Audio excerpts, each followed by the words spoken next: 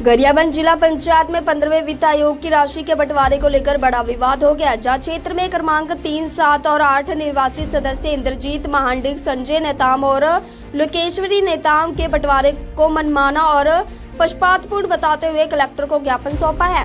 सदस्यों का कहना है कि उनके क्षेत्रों को जानबूझकर उपेक्षित किया गया है। और क्या कहा, सुनिए आप भी।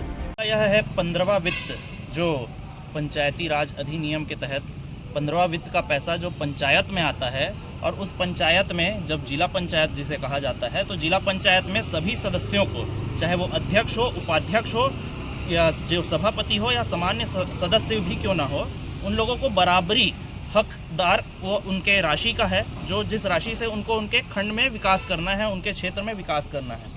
मामला यह है कि इस कार्य योजना में हमने अपने बहुत से अनेक कार्यों को दिए ताकि हम कार्य योजना में शामिल करके उस क्षेत्र में, हमारे क्षेत्र में विकास करें।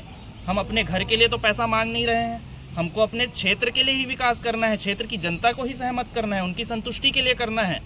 तो गांव-गांव में विकास की धारा कैसे आएगी जब इस तरीके का भेदभाव अगर जिला पंचायत के द्वारा होगा, भले इसमें पार्टी कोई भी हो, चाहे कांग्रेस हो, बीजेपी हो या कोई अन्य दल भी हो। मैं तो पहली बार चुन करके आया हूँ, जिला पंचायत सदस्य बन करके आया हूँ, और इस प्रकार का भेदभाव, अगर इस प्रकार का भेदभाव होगा, माँ मौसी का फर्क किया जाएगा, तो विकास की धारा कैसे आएगी। लोग कहते हैं, सरकार में जो लोग हैं वो कहते हैं हर तरफ विकास होगा, ये होगा, पर आप राशि स्वीकृत नहीं करेंगे जिस उचित राशि को आपको देना चाहिए, तो उसके बिना आप विकास कैसे कर पाएंगे।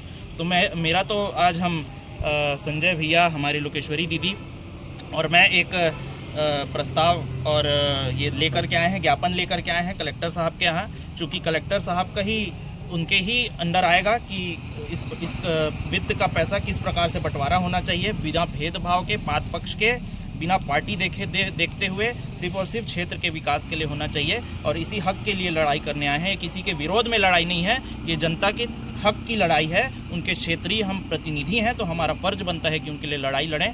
और रही बात दूसरी कि हम वाकई में अपने घर के लिए तो नहीं मांग रहे हैं, हम क्षेत्र की जनता के लिए ही मांग रहे हैं। हम भी कहीं ना कहीं कम से कम 60,000 जनता के प्रतिनिधि हम चुन करके आए हैं, हम अपनी हक की लड़ाई कर रहे हैं। मैं श्रीमती लोकेश्वरी नेताम, जिला पंचायत सदस्य, और ये मेरी तीसरी बार की जिला पंचायत सदस्य पद पर आज निर्वाचित होके आई हूँ। आज जो हम लोग ज्ञापन दिए हैं, संजय नेताम जी, महाडिक भाई और मैं, जो तीनों लोग हम कलेक्टर साहब को जो ज्ञापन दिए हैं, इसमें मामला तो संजय नेताम और महाडिक जी बता दिए हैं कि हमारे जो क्षेत्र के साथ भेदभाव हुआ है। मैं फर्स्ट बार में भी डॉक्टर श्वेता शर्मा के साथ भी वो अध्यक्ष रहे, मैं वन सभापति रही, ऐसे टाइप के भेदभाव नहीं हुआ। दूसरा बार में कांग्रेस की अध्यक्ष बनी स्मृति ठाकुर, इसमें भी इस टाइप से भेदभाव नहीं किए जितना ये लोग किए हैं। अभी मैं जब देख रही हूँ कि हम लोगों का जो फंड आवंटन है, उन लोग 70 लाख 80 लाख ऐसे लिए हैं। और एक और भेदभाव की बात आपको बता रही हूँ कि 15वीं वित्त की राशि वो 4 विषय में विभाजन होता है, शिक्षा में, स्वास्थ्य में, फिर स्वच्छता में, पेयजल में। अब हमें 4 विषय का भी एजेंडा में आना चाहिए। मैं निर्वाचित हुई तो 4 विषय का भी आवंटन मेरे को मिलना चाहिए, पर ऐसे नहीं, मेरे को मात्र स्वच्छता और पेयजल के लिए दिए। क्या मेरे क्षेत्र में शिक्षा के लिए कोई ऐसा नहीं है कमी बेसी जहां हम छोटा मोटा काम कर सकें? मतलब इस टाइप से भेदभाव हुआ है। अगर 4 विषय में निर्धारित है सदन में, तो चारों विषय में तीनों सभा सदस्य को भी मिलना चाहिए, पर ऐसे नहीं। इनको एक बिजली में दिया है और स्वच्छता में मिला होगा, मेरे को स्वच्छता और सिर्फ पेयजल में मिला है, तो ये गलत बात है। इस टाइप से भेदभाव मैं निर्दलीय हूँ, और छत्तीसगढ़ सरकार को बताना चाहूँगी, एक निर्दलीय जनप्रतिनिधि जो लगातार क्षेत्र की जन समस्या को लेकर सरकार को जगाने का काम लगातार करती है। आप लोग चैनल के माध्यम से, मीडिया के थ्रू आप लोग देखते भी हैं, कहीं सड़क, बिजली, स्कूल, अस्पताल, काफ़ी कमी। लगातार हम सड़क से सदन तक की लड़ाई लड़ते हैं, और उसमें 5 लाख की बजट दिया गया है, तो ये भेदभाव है, बहुत ज़्यादा भेदभाव। मैं सरकार को बताना चाहूँगी, बदले की नहीं, बदलाव की भावना होना चाहिए। अब एक तरफ सरकार यही कहती है कि अंतिम गांव के अंतिम पंक्ति के व्यक्ति के समूचे विकास की बात करती है, तो ये नारा जुमला है, ढकोसला है।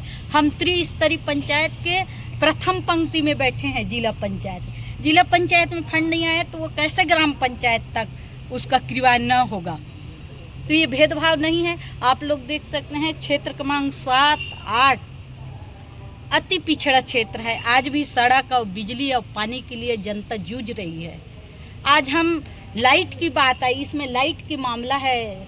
आप चैनल के माध्यम से बताना चाहूँगी, हमारे क्षेत्र में हाथी का आतंक है, बिजली नहीं लगा है। अगर हमारे पास बिजली का भी कुछ ऑप्शन होता तो हम गांव में टार्च भी देते, चलो एक एक पारा मोहल्ला में उनकी जान माल की रक्षा होती।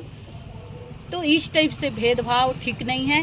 अगर इसके लिए कलेक्टर साहब धारा 47-48 में दिया हुआ है क्षेत्र के साथ भेदभाव नहीं होना है करके, अगर नहीं होता है, इसमें पहल नहीं होती, तो हम न्यायालय के भी शरण लेंगे।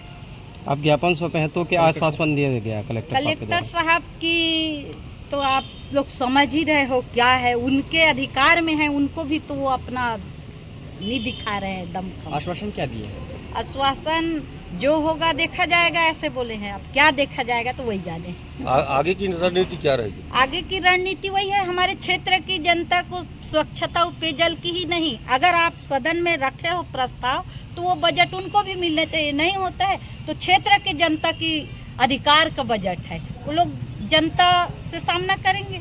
सड़क से सदन तक की लड़ाई होगी और न्यायालय का भी हम शरण लेंगे।